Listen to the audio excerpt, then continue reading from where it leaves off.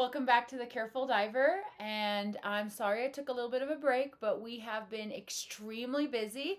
We're going to jump right in today, and we are going to talk about a 110-meter dive that I just completed in the Grand Caymans. Now, the the reason for making this video is not just to tell you I did a 110-meter dive. I could do that by just posting about that.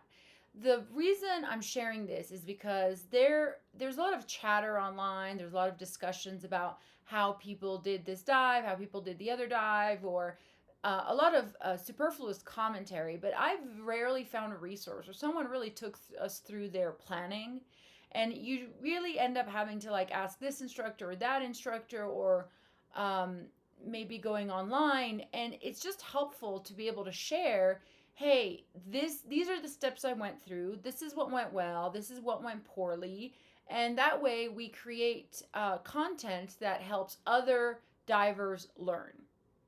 So obviously doing a sub 40 meter, sub 70 meter, certainly past 100-meter dive has its own challenges. And we were doing this in the context of a training dive. We were a team of 3. And the first thing that we had to figure out was how much bailout were we going to take and what were we going to put into the bailout. And before we get to that question, before we get to that answer, we have to ask the question, are we going to do team bailout or are we going to do individual bailout? Now, there are strong opinions about this. The argument against team bailout, and if you're not familiar, team bailout means that you know that in case of a catastrophic failure and you have to bail out at the worst possible moment, which is at the end of your maximum bottom time, you will not be able to complete decompression on the gas that you are carrying. Now, there's a caveat to that. There is a difference between not having enough gas at all and not having the most optimal gas to complete your decompression. And I think that's already one consideration that we discussed as a team. If you have enough gas to finish your decompression, even if it takes longer or it's kind of crappy, that's okay. As long as you have something to breathe underwater, you're okay. So that was the first thing that we looked at is we're going to do team bailout, but we're not going to do team bailout where you don't have enough gas. We're going to do a team bailout where you on your own do not have enough of the most optimal gas at the depths that you want it at. And I'm going to talk a little bit more about that when we get into the nitty gritty. And then the argument against doing solo bailout, right, always having enough gas on your own person, is a question of weight and complexity, in the sense that you are going to end up at some point just having to carry an inordinate amount of tanks. And there is something to be said for the fact that carrying that many tanks is simply a weight on your body. And it adds complexity to how much junk you have on your body. And that impedes your ability to maneuver, it impedes your ability to swim, and it increases your gas consumption because you are carrying more weight with you. And so that is where we were trying to balance those two factors. I will add that our conversation would have been very different if we were doing a wreck with penetration or we were doing a cave dive, where there is simply by nature of the environment a risk of separation. We were doing a very clean, if you would say, profile where we were dropping on a reef, going down the reef, following the reef back up, going onto an area of shallow reef to a mooring line. The chances of separation are very little. We were in daylight, and we always would have had access to the surface. So none of us were either going to be looking at a scenario of separation or entrapment. So those were the factors that we took into consideration when determining that we were going to, in fact, do team bailout. The other thing that we looked at was what gases are we going to take down with us? And I will add here the caveat that all of us have a BOV, which means that all of us have into our loop a mix that is our deep mix. Traditionally, when you do a very deep dive of that nature, you are going to go with a very hypoxic mix. You're going to go with something that is probably in the tens, low tens of probably 1135, something that like that in your a deep bailout. But we have an instructor who has had his own risky experiences with, he's seen other people, not himself, he has seen other people die because they had a hypoxic mix in their loop. And that has given us pause. And so here is where I want to talk a little bit about the fact that we ended up doing the following. Our diluent was a 1050. But our deep mix was a 1555 in an aluminum 80. And then our mid, as we call a mid-depth mix, was a 32% nitrox mix. And then our shallow mix was 80% O2 in an aluminum 40. Sorry, the 32% was in an aluminum 80, and then the 80% was in aluminum 40. So each of us went down with 2 aluminum 80s and an aluminum 40. Now, why did we pick the 1555? Because of this hypoxic mix issue. You will hear this very often. Hypoxia, lack of O2, is a cliff. If you are hypoxic, it takes 2 breaths and you are out. CNS toxicity, or oxtox, or high PO2 toxicity, which is traditionally understood to be at 1.6 partial pressure of O2, is a slope. You do not hit 1.6 and immediately have a seizure. In fact, we know that dry treatment up in a chamber will take people up to 2.8 of 2.8 ppO2, and there will be in some cases, there'll be absolutely no seizures, right? So it is a risk that you are pushing, but it is a slope in the sense that even if you are at 1.6, 1.8, 2.0, it does not mean immediate negative impact on your physiology. But a hypoxic mix does have immediate negative impact on your physiology in a environment that has high consequences, right? High consequence environment, which is why we ended up with a 1555. If you do the math, the 1555 will max out at about 1.8 PO2 at the depths that we were considering going to. I'm sorry, I meant 1.8. I'm sorry if I mispronounced that. At a 1.8. It will max out at a 1.8. 1.8 is above 1.6, which is supposed to be the maximum operating PO2, but, right, it's a slope. And you're not going to stay at that depth for any extent of time because there is no risk of entrapment. So the moment you have to bail out, you understand you have a slightly hot mix and you're going to immediately start going up, and you are very rapidly going to find yourself in the 1.6, 1.4 region, which is considered safe. And that is why we picked the 1555. And I thought that was actually a conversation that took a long time. And our instructor really took the time to talk us through about the logic behind it.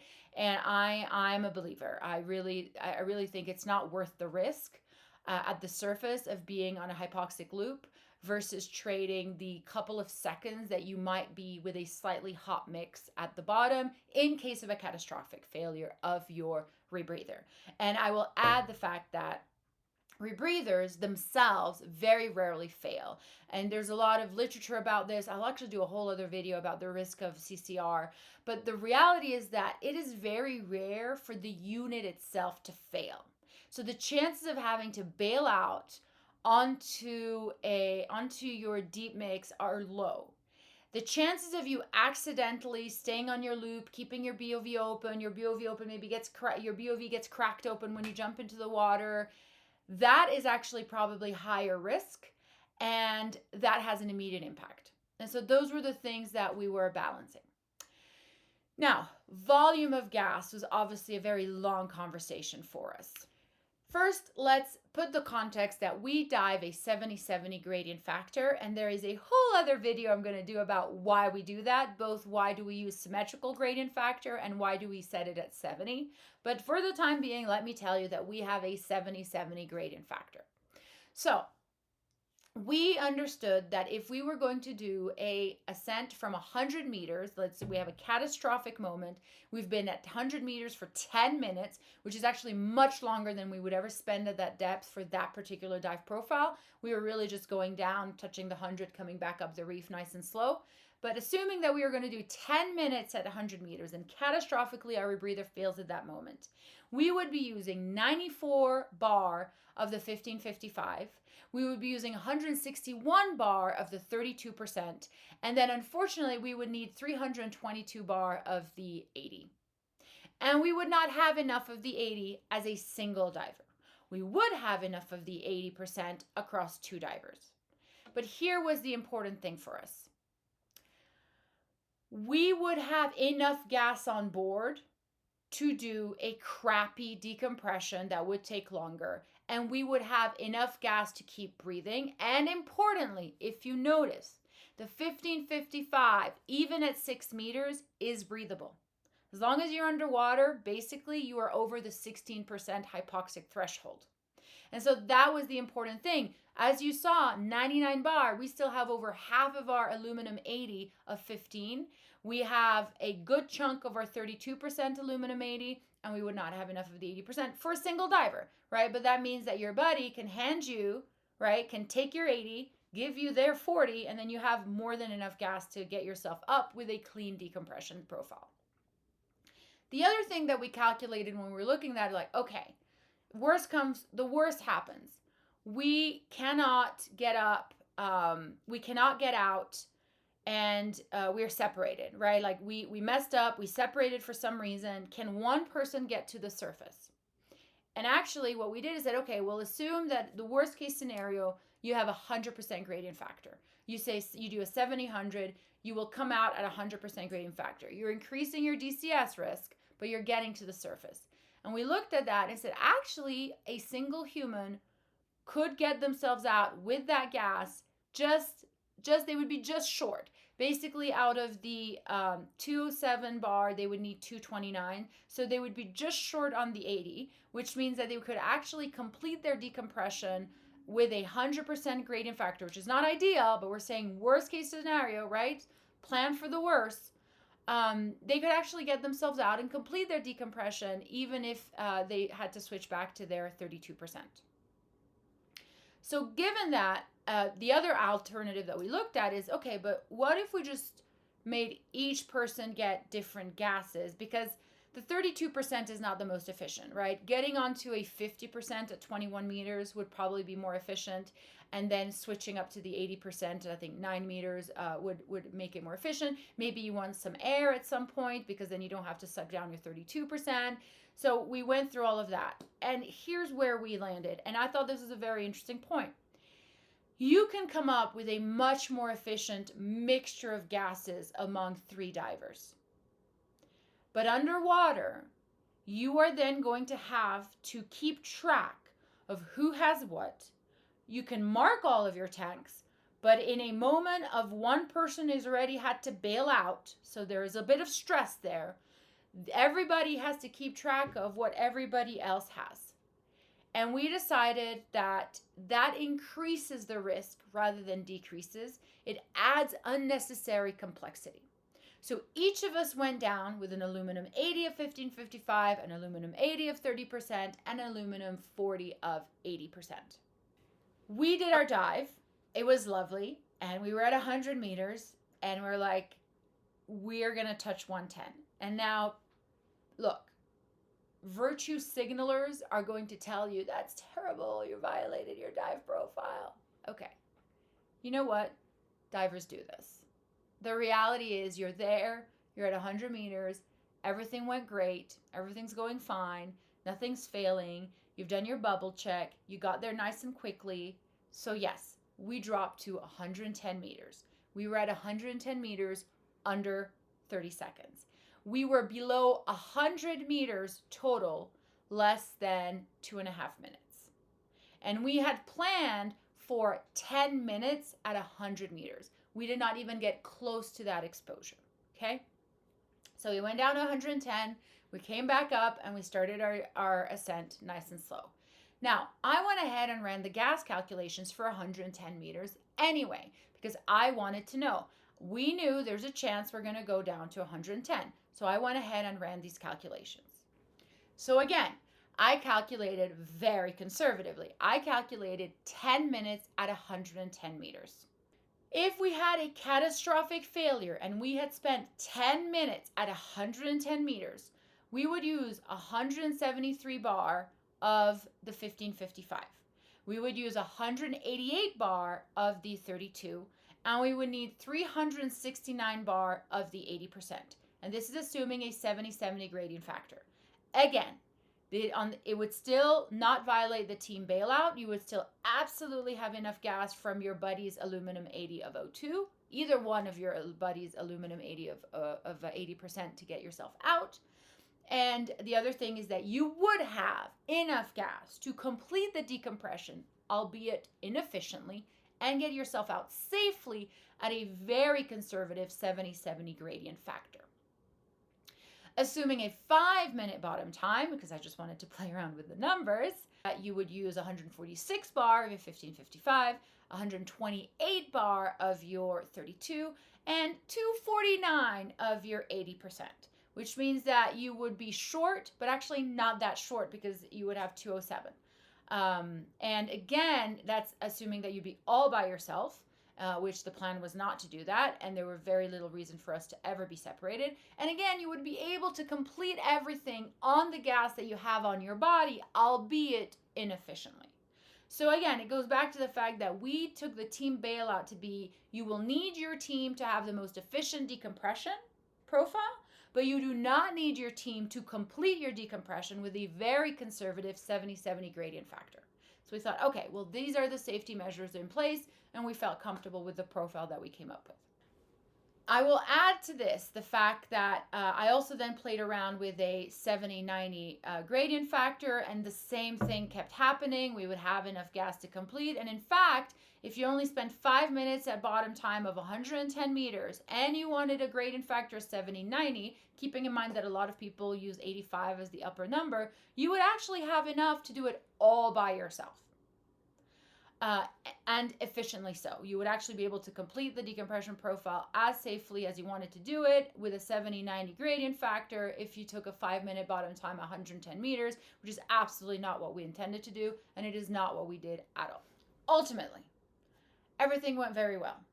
It was one of those days where you plan the dive and then you dive the plan and you come up very nicely, very smoothly. We had a completely uneventful descent. We were there very briefly. It was beautiful. We had a very uneventful ascent. It was, again, very beautiful. And then we spent our decompression very calmly at 6 meters on a line, right next to the boat, right? So the boat was attached to the mooring line. I surfaced with a 51% surface gradient factor, which is very nice, well under my 70%. My total runtime was 1 hour 54. Our TTS was never over 58 minutes, which was what I had intended. I said we would not go over 1 hour of total time to surface, which further made the gases that we had available more than adequate. Lovely, and it's funny because and I guess it's not funny in the haha sense, but it took hours of planning and preparation to get it done and really think through all of the issues that we could have, and then the dive itself was wonderful, which is how you want it to be. I would add that we had a debrief afterwards, as we always do, and my husband and I have been dive buddies for about 24 years now, and so we spend a lot of time discussing like what should we do, what should we not do, what should we do better, what should we do different, and certainly this is what we came up with. When we jump into the water, we have a tendency to basically stay separated from each other just because of the way of the logistics, right? So he jumps in this time around. He jumped in first and he waded in the water, but he waded right next to the boat, and then I jumped in, and then we follow each other to the mooring line, and we always descend together. We absolutely do not espouse the I will meet you at the bottom mentality. we do the descent together. And then we do the bubble check when we get at the first stop. But the fact is that we're watching each other on the descent. In any case, it's not a formal bubble check, but we have eyes on each other.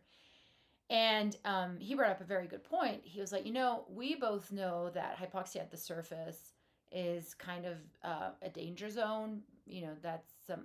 We've heard several people have fatalities because of that. And yet at the surface, I don't have eyes on him when he's waiting by the boat before I jump in.